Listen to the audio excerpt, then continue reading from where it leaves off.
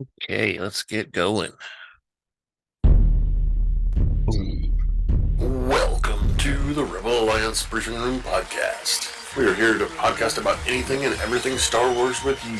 Star Wars. Please visit our website where you can play current and past episodes. That's https://RABR KyleJohansson.us. That's KyleJohansson.us.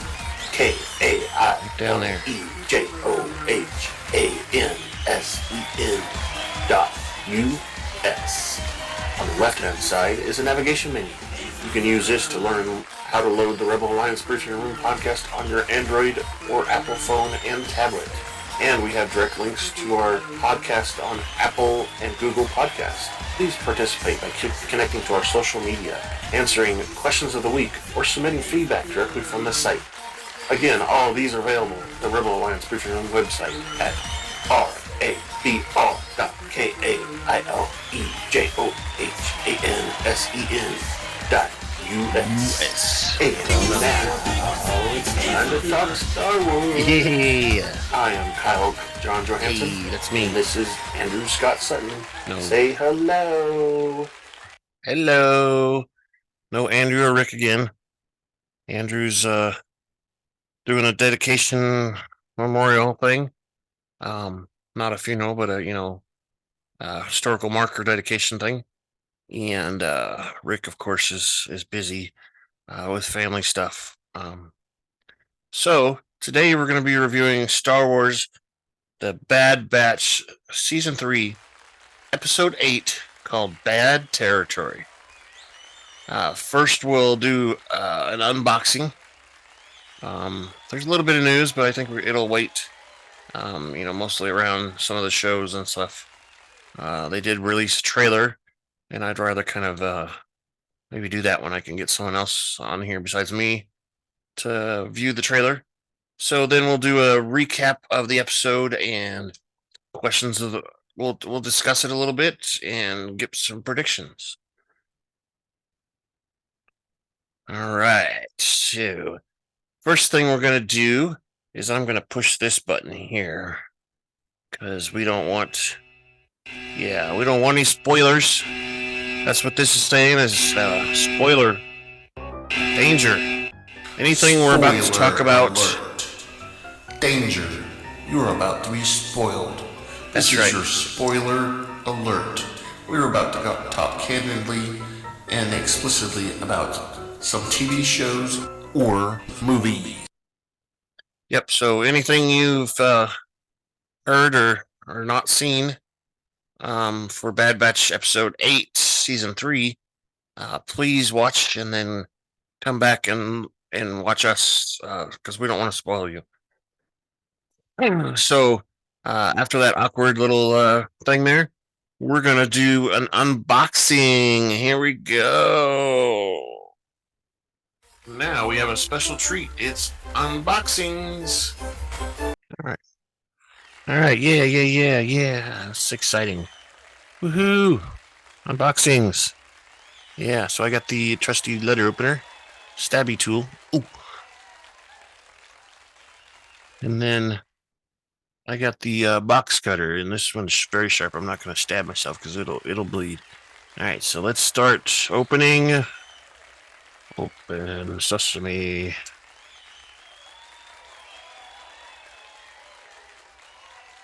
we go. Open it. Oh, look, they wrapped it in paper. That's nice. Yeah. Let's get rid of the box. Open the paper. Ooh. Get rid of that paper too. Somebody in pink, huh? 235. Can you guess who that is? It doesn't say back here anywhere. Maybe if you look really close, you could see, but I don't think so. All right, so let's go to the side just so you get. Oh, Vice Admiral Hodo, 235. Look, it's her pink hair and her pink dress. You remember she's that girl that drove her ship directly into Kylo Ren's ship. Yeah, killed the plane, split it in half or whatever. 235, there she is. Little stormtrooper figure in the background there. Interesting. Yeah. Definitely pink, huh? There's the side view. Yep. Beady little eyes there. Same beady eyes that we got there. Let's look at the back again. There you go. There you go. It's got that collection's got Ray and all of them in it. And I don't have hardly any of them. I might have I don't know. I got like maybe 3 or 4 of those. Definitely don't have the first order unit, maybe. I don't know. I do have the Praetorian Guard. No Executioner. I got the Rose. I got the BB-8. Got the Porg. No Snoke. Anyway, that's our one. Vice Admiral Hodo. Exciting, yeah. Yeah. Yeah. She plays a bigger role, I think, later on, but that I don't know. Anyway, so let's get into the show. Again, if you haven't watched anything, you better go watch it because we're gonna spoil it all. So our director today was Nate Villanueva. The writer is Matt Michnovetz, and he was also the editor of the show. Music was scored by Kevin Kiner, Sean Kiner, and Deana Kiner. We have a somewhat small crew cast today. If you exclude our bad batchers, I guess. Today we had Hunter, Wrecker, Batcher, Crosshair, all played by D. Bradley Baker. Omega was played by Michelle Ang. AZ3 by Ben Diskin. There was a client and Sylar, 2 different people, played by Jonathan Lipow. We had Fennec Shand, played by Ming-Na. And we had Phee Genoa, our little, girlfriend for Echo, basically, isn't it? Yeah, it's Echo's girlfriend. And that was played by Wanda Sykes. So now we're going to do a commercial.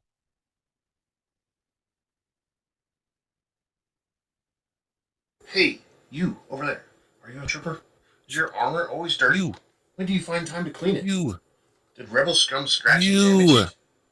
Did You your over helmet there. communications keep acting up?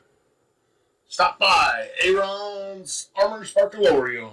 Ooh, make it Before sparkly. 1500 hours, we will wash, clean, and sanitize your armor for the next day pickup.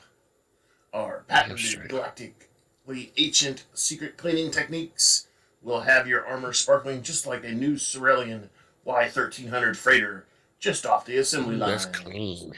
You will be the envy of all your friends and coworkers, from the castles on Lothal to the politicians on Coruscant to the environmentalists on Endor.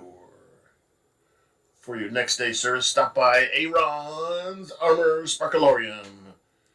We are located in Tatooine's Mos Eisley Spaceport, directly across from Hangar 35. What? We will also repair and sell most parts at the best rates in the known galaxy. All services guaranteed and licensed by the Emperor himself to last a lifetime. Only at Aaron's Emperor. Armor What? Sparkalorium. We accept Imperial credits only. Helmets and boots services are extra. Yeah, buddy. All right. We get those troopers that we had in the in the Ahsoka show. Get some of them guys to go get their uniforms cleaned up, right? So I was just kind of noticing while we were playing that we have a loyal following on Spotify. Seems like someone's always listening there. I wanted to remind whoever that is that I do upload the audio automatically, and then I'll upload the video. Spotify now lets you upload video, so you can watch the video on there a little bit later. And on Amazon, we're struggling. Every once in a while, someone will play something. Geo Savin That's our Indian site. They're doing well too. We keep having issues with them and the syncing of the data. They're a couple episodes behind there. But yeah, and then on YouTube we've got we had 2 episodes last week, so the episode 6 has 5 views and episode 7 has 11 views. And then of course we also upload the audio there, and the audio has been doing okay too. We have 5 people there that did episode 6, and the 4 people did episode 7, audio only. So again, today we're going to review the Bad Batch season 3 episode 4, Bad Territory. The episode originally aired on March 20th, 2024. Running time was 28 minutes, and we're still in the timeline of 18 before the Battle of Yavin, which is, as I always say, when the first Death Star exploded. So we're 18 years before. And now it's time to grab your favorite beverage, pull up a chair, and join us in the Rebel Alliance briefing room. All right, so our show starts out on Pabu Island. Archium and Omega grumble about having to lay low after their escape from Teth.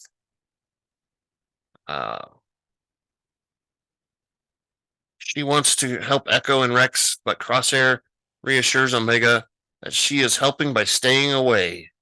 Hunter agrees with saying that they have to find out why Royce Hemlock is after her and the M-count experience, what the M-count experiments mean. He tells Omega that she has to lay low. Wrecker tells him they have an incoming transmission from Phee Genoa. When Crosshair asks who is Phee, Omega explains that she is a liberator and a pirate. Then Omega strokes Batcher, and she has to tell Crosshair because he's like, what? He has to tell Crosshair that she's just a pirate. And inside the Marauder, Genoa briefs the Bad Batch about what she learned on the Ignamic M-count. While she has not found out what it stands for, Genoa tells that she has learned that Class 1 bounty hunters have been retrieving M-count targets for the Empire. Genoa suggests that asking for a bounty hunter what the M-count is. Hunter mentions that they have run into several bounty hunters.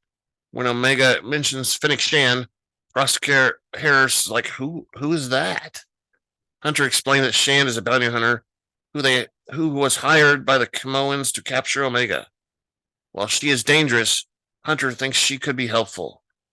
Genoa offers to help track down Shand, but warns it will be costly before departing. Wrecker doesn't trust Shand. Nobody trusts Shand. Hunter says that he and Wrecker will go and find Shand while Omega and Crosshair stay behind on Pabu. Omega protests, but Hunter says the decision is final. Dun, dun, dun. Before leaving, he tells Omega to convince Crosshair to get his hand injury treated.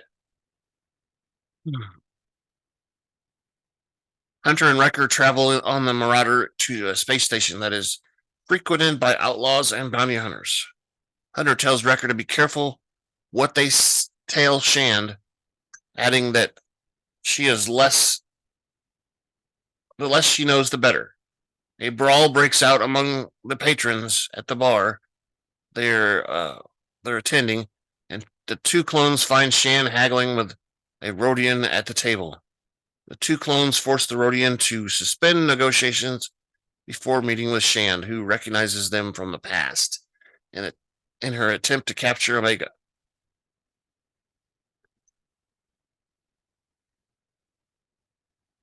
When Shand asks where Omega is, Hunter tells her they are seeking information.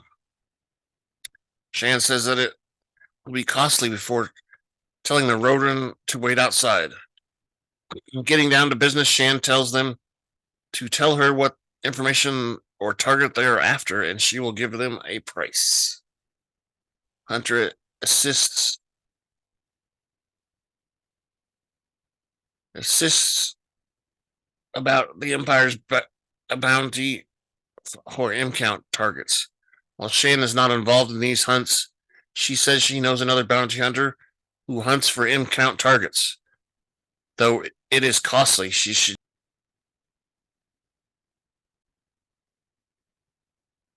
Sorry about that. I started with the smoker earlier and got a little bit of smoke in me here.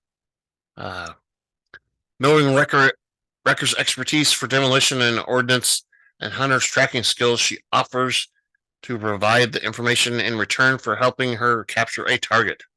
Hunter agrees to the deal, and Shand also sets other terms, including her starship and keeping the target and reward.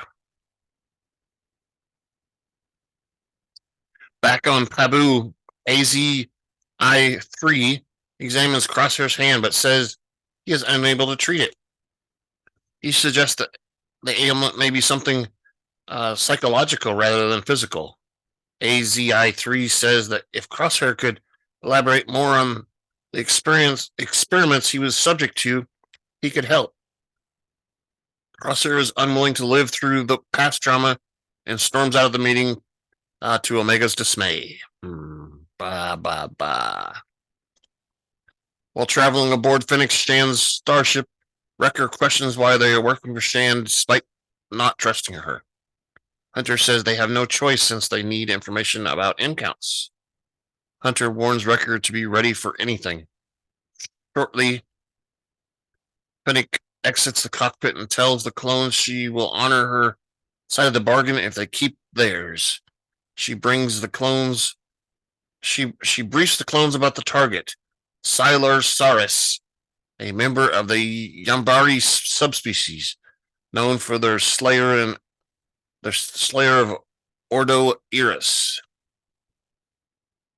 Shand says that she's got a tip on their location. When Wrecker asks what Saris did, Shand explains he got greedy and killed 2 bosses for the Hoxton brood. She stole a cache of credits. Shand says that the other hunters that went after Saris never returned. Shand says Sylar knows the planet at the back of her claw, but adds that everyone's luck eventually runs out.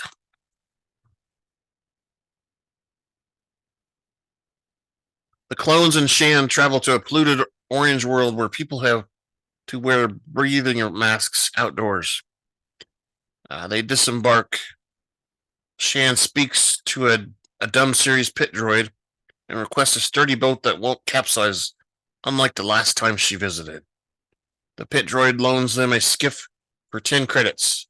The trio travel through the river in search of Saris' safe house, which is located upriver. Shand tasks Hunter with searching for Saris' safe house and Hunter with keeping watch for danger. Venturing upriver, they find the path blocked by dozens of mines. At Shand's request, Hunter and Wrecker step into the murky water to check their path ahead. Wrecker suggests going around the mines, but Shand says that Saris wants them to do that and will be setting a trap. She proposes that they disarm each of the mines, and Wrecker says it is risky, but Shand reminds them of their bargain, and the 2 clones split up and proceed to disable all the mines. There's over 20 or something, he says there is.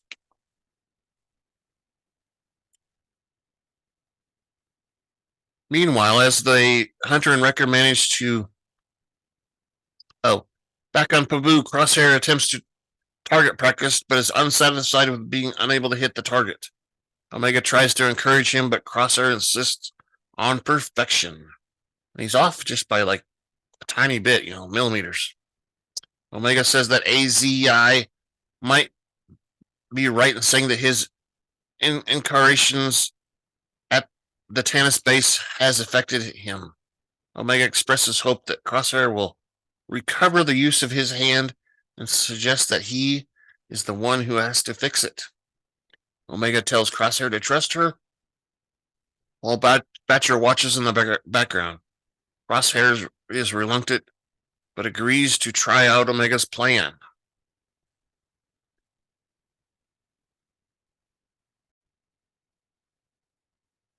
Meanwhile, Hunter and Wrecker manage to disable the remaining mines, but the group is attacked by several large crocodile-like reptiles. Shand manages to shoot several out of the pack, and the clones climb around aboard the skiff. One of the reptiles grabs Hunter and drags him back into the water. Wrecker helps Hunter fight off the creature. The trio flee aboard the skiff and travel upriver. They are attacked by another reptile, but Wrecker throws it under their skiff, and Shan remarks, "This is why she never goes underwater."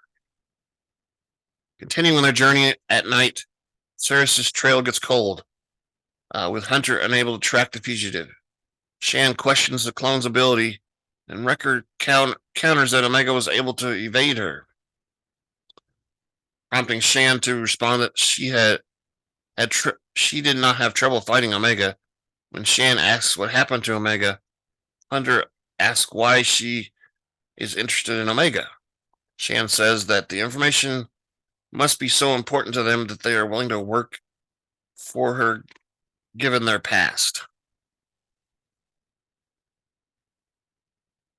Shan says she also did not lose Omega, but that her client called off the bounty on the grounds that she would be safer with a bad batch.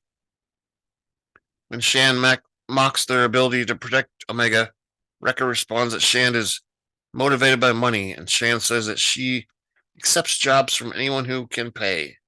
When Hunter says there's more to life than money, Shan mocks him for his lack of money.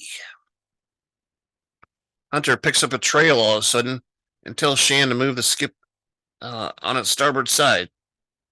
Continuing the journey along the river, they spot a structure at the river's bank. Shan sends the clones to scout the area while she stays behind to keep watch. Wrecker remarks that she is taking the reward while they're taking all the risks.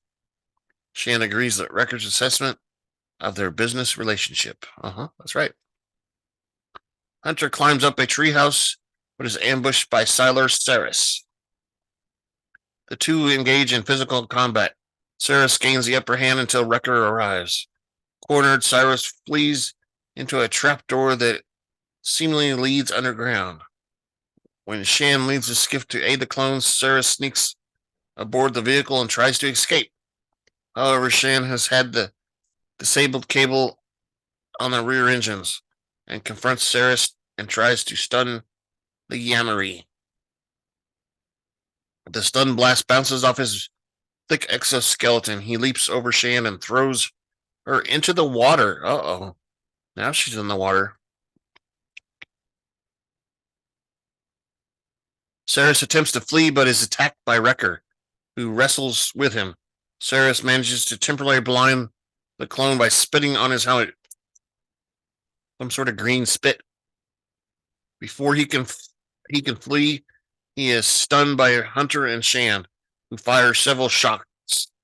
Wrecker remarks that Shand was right to bring them along, and Shand replies that she was always right, and the group depart with their incapacitated fugitive.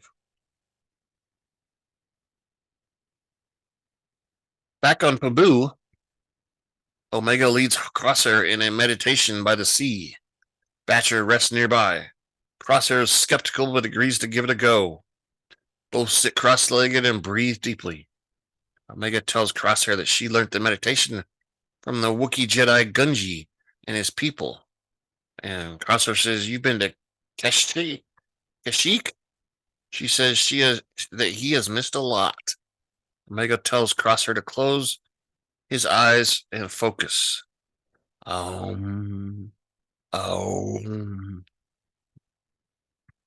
Back at the space station, Hunter asks Shand to honor her side of the agreement, and Shand says that she does not have the information about him count after all. We'll find out after she delivers Ceres to her client. Hunter says that that's not what they initially promised, and Shand tells Hunter and Wrecker to either trust her or fight her. They decide to trust and wait for Shand to get back in touch. Shand departs aboard her ship. Once inside her ship's cockpit, Shand activates her holo projector and tells an unidentified figure that she finished the job with some clones who were interested in the Empire's M-count bounties. The figure mutters in some inaudible language. Shand replies that she is sure they can track the clones down easily and says she will send what information she has. And then the credits roll. Credits roll. Credits roll. All right. That was pretty, I don't know, interesting episode. Maybe a one-off bottle episode, I guess you could say. I know our buddy Rick is curious about this last scene where, Shand is talking to somebody and seems like she is going to give the location of Wrecker and Hunter to her client. And that could be the demise, but also I know that this is the time before Cad Bane was killed. He's supposed to show up in this episode as a bounty hunter, or not this episode, but this show, the final season. And so is a couple other bounty hunters that we know. So we may eventually find out from one of them. She may be communicating with one of them. The bounty hunters kind of talk to each other sometimes when they're not competing against each other. So I don't know. I'm not sure if it's Hemlock she's talking to or not. Maybe that was her plan, was to get those two to trust her a little tiny bit, so that they could track them or something. I don't know. I think that she has maybe a soft side for Omega. But if somebody paid enough, she'd probably go get her. So I don't know. I don't think maybe Shand is what is the block that tumbles down, that is the downfall of everything. Because we got 4 or 5 episodes left, and one of those days is a 2-episode day. So we got some stuff coming up pretty quick to the end of the season. What do you guys think? What's the deals you've got? Is that it's a pretty good episode? What do you think about it?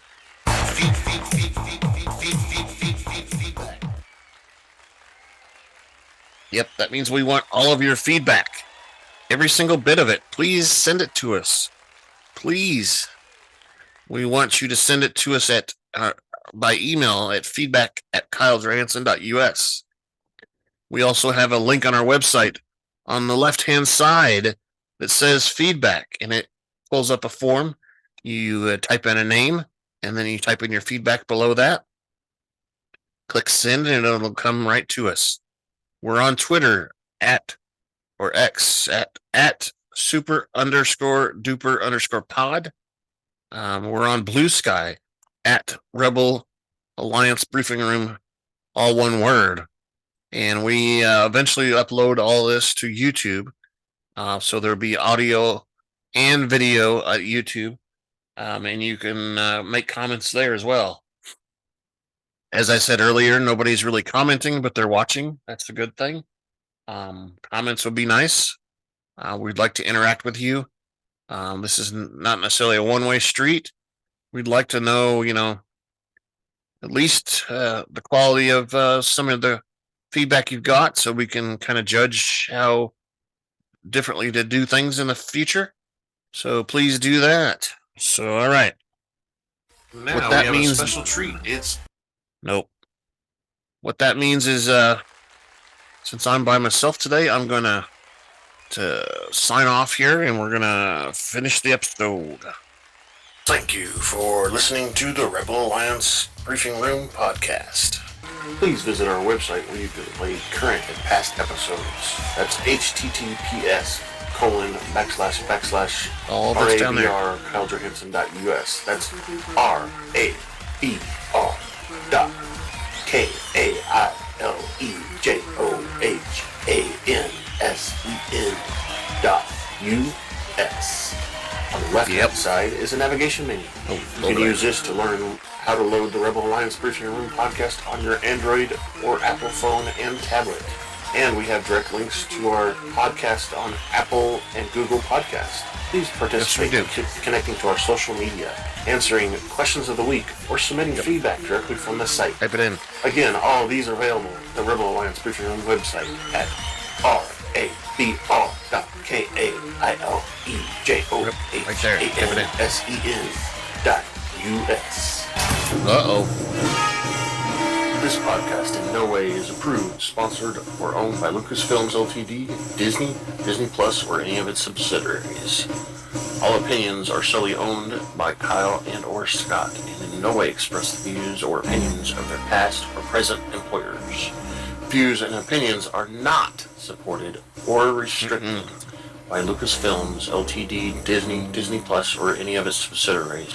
Any rebroadcast, reproduction, or other use of this podcast and its affiliate sites without consent of Super Duper Podcast Network and its host is prohibited. I am Kyle Johnson, and this is Andrew Scott Sutton. Say goodbye now. Goodbye. No Andrew, no Rick today. They have opinions too. And let's go ahead and, end.